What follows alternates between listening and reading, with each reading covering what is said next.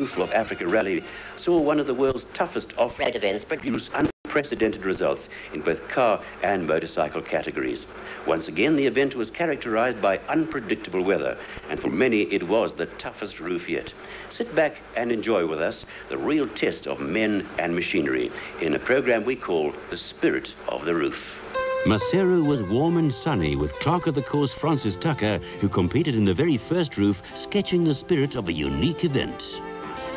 The spirit of the roof is something which has been built over the years out of a respect by one person for another, who is prepared to undertake the almost impossible, take what can be enormous risks. The roof has produced the most appalling weather at various times, and this is all done normally in areas where there is virtually no habitation. People are on their own, and the spirit of the roof is where one's respect for the other person overcomes the wish possibly to beat him. The roof this year drew 5 overseas riders in the bike category, with Bert von Zitzewitz joined by 1987 winner Jürgen Meyer, former world motocross champion Heinz Kinnegartner, Austrian Johann Kaiser, and 21-year-old Dirk von Zitzewitz. The attraction is unpredictability. I was hoping for mud and snow and things, and look, we've got heat and dust this year. But every year is a different race, and every year adds lots of adrenaline. I think it's more than a normal rally. It still has this business of trying to finish and beat the mountains. And there are all sorts of unexplained things about the roof that are different to other rallies. Tradition rules that the Roof of Africa opens with a round-the-houses sprint, along with a short dirt loop, to decide starting positions for the main event. The high-tech space frame cars got proceedings underway, with the citizens of Maseru once again entering into the spirit of an annual happening that brings alive the rapidly growing city. The Mets say that it's not going to rain, and I'm going to prove them wrong. I think it's going to rain. We've prepared for wet. I'm sure it's going to rain. Philip's hoping for rain. Op is hoping for rain. We're hoping not for rain, but the Roof of Africa, as I told you, it brings the rain.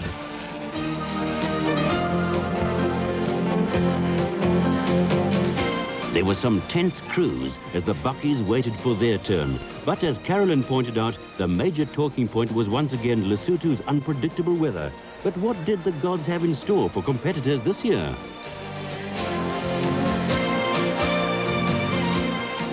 We've come along thinking it's going to be dry. Some years it has shown that it is going to be wet, but I think this year it's looking dry, but with the clouds around us, we have got a chance that it's going to be wet again. And I think Bixie is saying it's going to be wet. I'll stand by that. And I think we have a very strong chance that we're going up into the cold, wet snow area again. Pre-race favourite Milan, along with Springbok navigator Richard Lee, dominated the round-the-houses section. Arpi Reyneke and Lucas Dreyer in the BP Nissan had a great tussle, with Linton Draper and Pete Smith in a similar vehicle. Milan and Leek were comfortable winners of the opening section, with the top 10 showing an equal spread of buckies and space frame cars. The 250 machines led the bikes away, with last year's winner Alfie Cox and Jeremy Davies, 2 riders on whom South African hopes rested. Well, I'm in a bit of a situation where I've got to finish the Roof of Africa this year to win the championship, and also I won last year and I'd like to make it 2 in a row, but I think maybe winning the Roof of Africa might be worth more than just winning the championship, because it's such a prestigious race, you know. Well, I just don't want to be too far off the pace. You know, the last day's what counts. So as long as I'm in with the Oaks until Saturday, and then whoever crosses that line at the end, that's it. West German Bert von Zitzewitz also had high hopes of a good result. Not so easy to say, because there are lots of strong guys, and I don't know how fast the African riders are in these conditions. It's very dry and fast, and for me I think it's easier than last year, and so I don't know, but I hope I can do well, and maybe in the first 3 at the end. Former world motocross champion Kinnegartner came through to grab pole position, but for 200 championship leader Ralph Pitchford, there was an early hint of dented pride. Pitchford quickly got going again, with progress of a stop-start nature for Nati Gerber on bike number 148.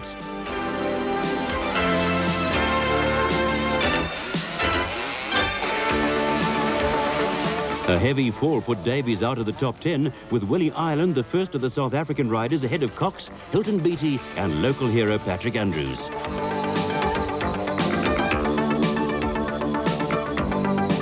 Malone and Leek, winners of the Roof in 1987, were the first competitors away as the second section of the event got off to an early start. Ahead lay Ramagoetse, with competitors scheduled to use the same route on Saturday. Section 3 was to be run in the reverse direction, with a fickle weather destined to force further changes.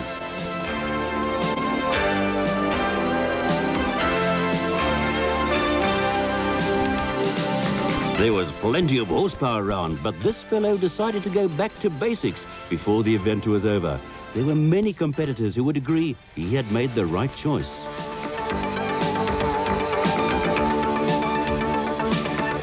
Malone and Leek set a blistering early pace in the turbocharged 4x4 Toyota, but Klaus Degener was charged up and full of confidence. The car is so well prepped this time that I really wouldn't know what could go wrong, so we're looking to a win in this event.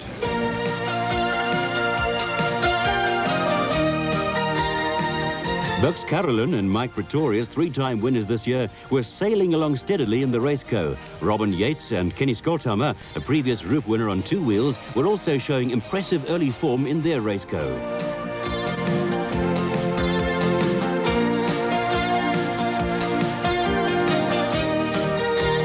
An early duel developed between Richard Schilling and Fred Levesque and Api Reyneke and Lucas Dreyer.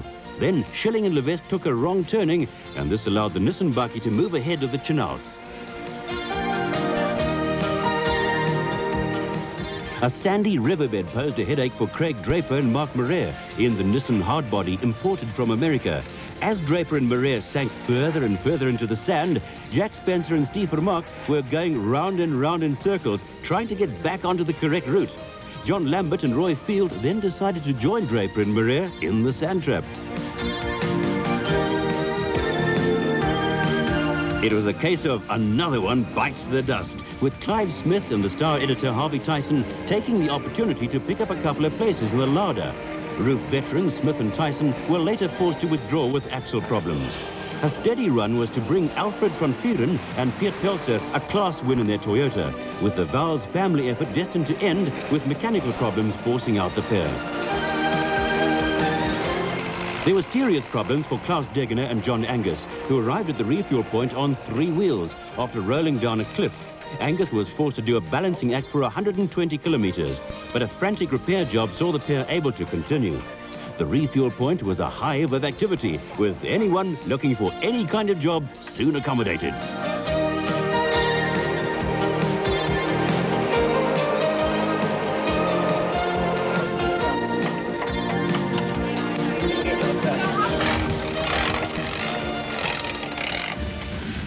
Don Vale was having a good run in the imported GRE Spider and was 10th after the second racing section. But Vale was struggling with power steering problems, which made handling the car almost impossible.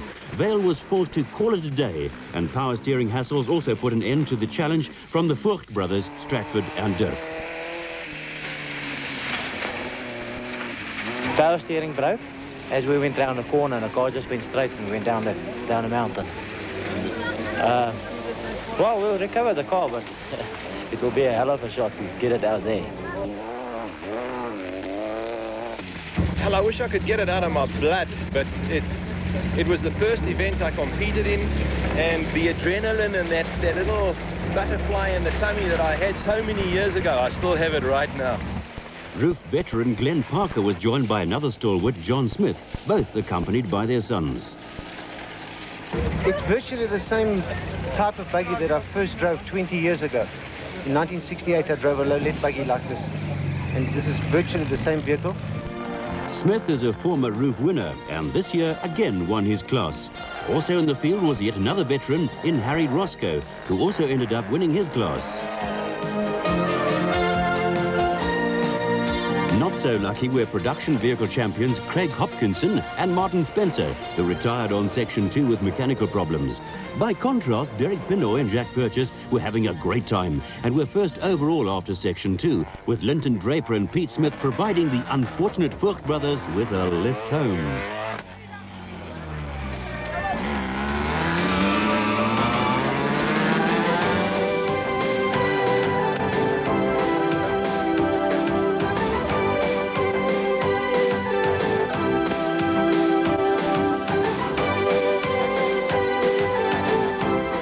The bikers also made an early start to Section 2 and soon ran into problems. Many struggled to stay on the correct route and were constantly getting lost.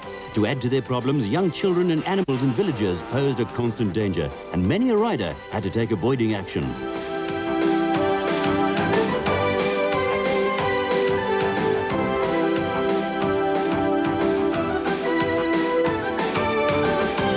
Overseas star Jürgen Meyer needed emergency treatment for an arm injury after colliding with a small child.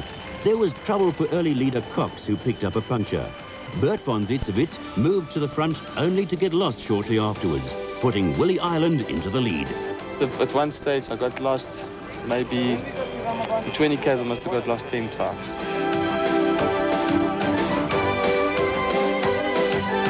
I was leading and then I took the wrong way and had to look and to wait for other riders, and I was 6 and it was not so good. Kindergartner was also going well, with the popular Austrian currently undergoing chemotherapy. In a gutsy performance, Kindergartner survived crashes and a physical pounding to eventually finish 4th overall. Behind the leading bunch, the powerful Jeremy Davies was threading his way through the field and was starting to look ominous. Davies was in plenty of pain after his day 1 crash, but was not alone in his misery. Not far behind Davies, local hero Patrick Andrews was also going well and was always in touch with the leaders.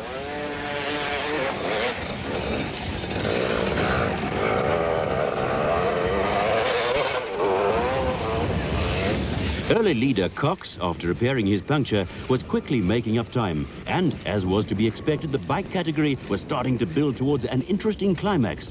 For some, it was not all plain sailing. Kevin Tebbett had some interesting moments on a new section of the course before Baboon's Pass, but still managed a cheery wave for our cameraman.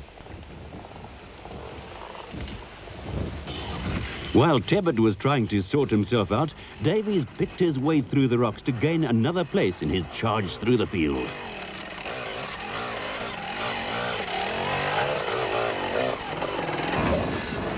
Next to run into a spot of bother was Hilton Hayward. Some breathtaking scenery in the mountains of Lesotho is hardly compensation when you're having to manhandle a motorcycle rather than ride it.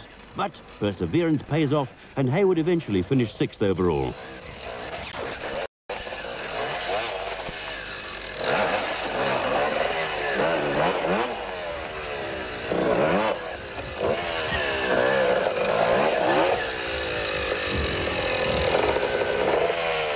Former motocrosser Warren Doyle and Kevin DuPont also found the going tough. Doyle held on to finish 10th overall, although DuPont was a non-finisher. Austrian Johann Kaiser, later to retire, found it even tougher, with the section providing for plenty of frustration on the rider's part.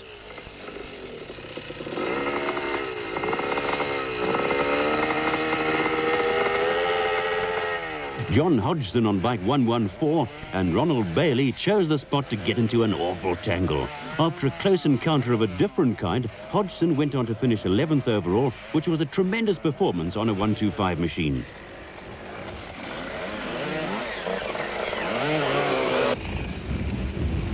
Andy Norris-Jones on bike 115 bombed past a stranded Ken Harris on his way to 8th overall and a win in the 200 class.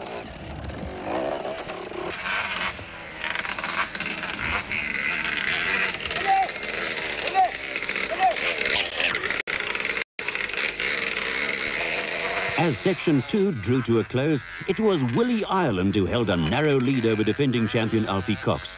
In typical Roof fashion, the weather was starting to look ominous, with rain starting to replace the earlier sunshine. Not far behind Ireland and Cox was Davies, with the bikers overhauling Ben Janssen and Bram Coetzee in their Nissan.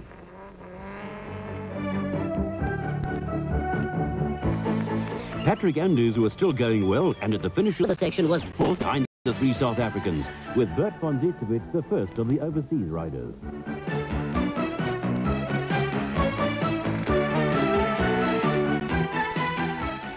There were definite signs at the start of the final section that the weather was going to play a major role in the rest of the proceedings. Brooks Carolyn's prediction was coming true, although Derek Pinoy and Jack Purchase were still setting the pace. Racing, the object of racing is to win, and when you're running in front is the most fun. Australian-born Robin Yates and Keith Scotthammer were piling on the pressure. Skolthammer was aiming at joining Malcolm Smith as the only roof winners on 2 and 4 wheels, with Api Reyneke and Lucas Dreyer also going well. 3 jaar geleden was ons 4de algeheel en 2 jaar geleden tweede algeheel. En verlede jaar was ons nie, so vanjaar moet ons probeer vir die eerste plek. While the locals knew a thing or two about keeping warm, Richard Schilling and Fred Levesque were battling to stay in touch with the leaders, often delayed by punctures. Behind them, Buck Carolyn and Mike Pretorius were also running steadily, with Carolyn pleased with his performance as a weather forecaster. I was right, the weatherman was wrong.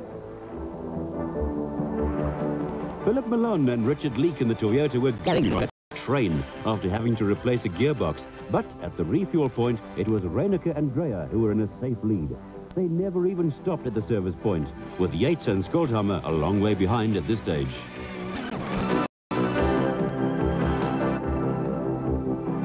Dry rivers the previous day were now raging torrents, and leaders Pinoy and Purchase ran into serious problems at a washaway. Other competitors pitched in to lend a helping hand, with Skolthammer providing an explanation of Pinoy's plight. He slipped off the side and we came along and we sort of was over half around, and then we lifted our car on the road, but he was too far off. So then we just like rolled him down the mountain to try and get him up, but then we couldn't get it up anyway. Right. Conditions were now treacherous, with Carolyn and Pretorius and the rest of the field closing in on Api Reyneke and Lucas Dreyer, who got stuck in a river. Confusion at a final marshal point was to lead to the roof producing joint car winners for the second time in its history. And at the finish, Reyneke's wife wore an anxious look.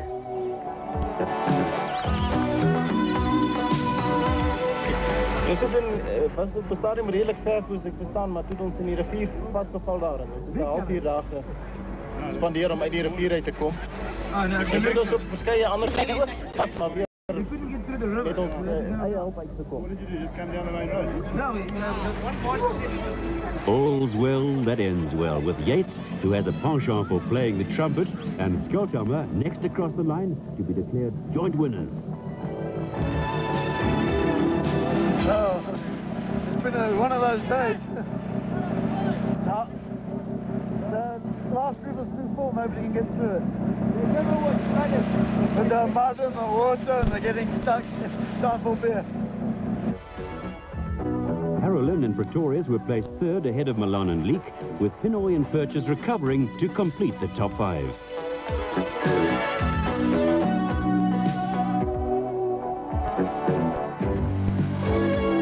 In the bike category, the final racing section was producing a magnificent battle between Willie Ireland and Alfie Cox. The pair were locked together, with often no more than meters separating them as they fought fatigue and the deteriorating conditions.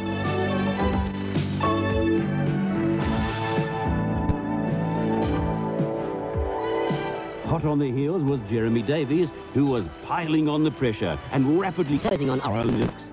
After all his drama, Bert von Zistiewicz was also going well, but Jürgen Meyer had by this time been reduced to the unwilling role of spectator. Yes, I decided to finish the race because after the night it's all blood in the muscle and it's too dangerous to drive in this condition. It's better I get out of the race. A local and his donkeys were an omen that provided riders with more major problems as they tackled another new section of the route, quaintly named as Slide on Your Ass Pass.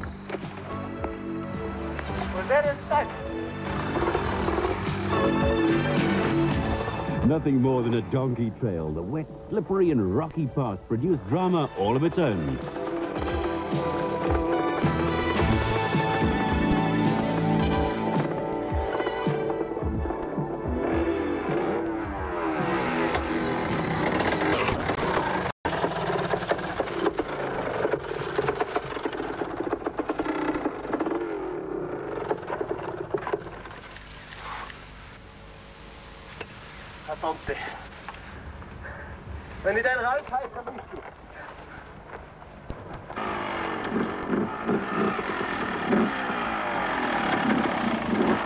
For an exhausted Andrews, the pass was almost the end of the road. Oh, I'm dying.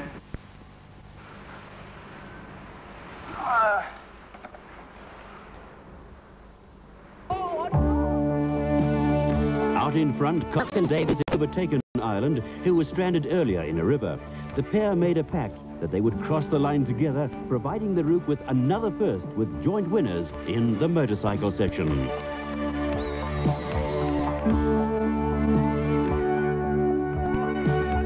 We've been having such a nice ride together. Earlier on Willie Island, this new section just put us onto sort of halfway around. He drowned in the river. So Jeremy and I managed to pull away a little bit. So about 40 k's from home, there's a river crossing and you can't cross it. It's just too high. We tried with 4 Africans and me and Alfie, but the current's too strong. It just pulls up. You'll drown there. So the marshals had sent us around and we just ridden the back way home. So it was quite a hard ride. Now there was a little horseplay from Cox and Davies on the winners' rostrum, with von Zitzewitz and Kindergarten following the 2 South Africans home. The spirit of the Roof lives on, but it was Yates and his trumpet who brought the curtain down on a memorable event.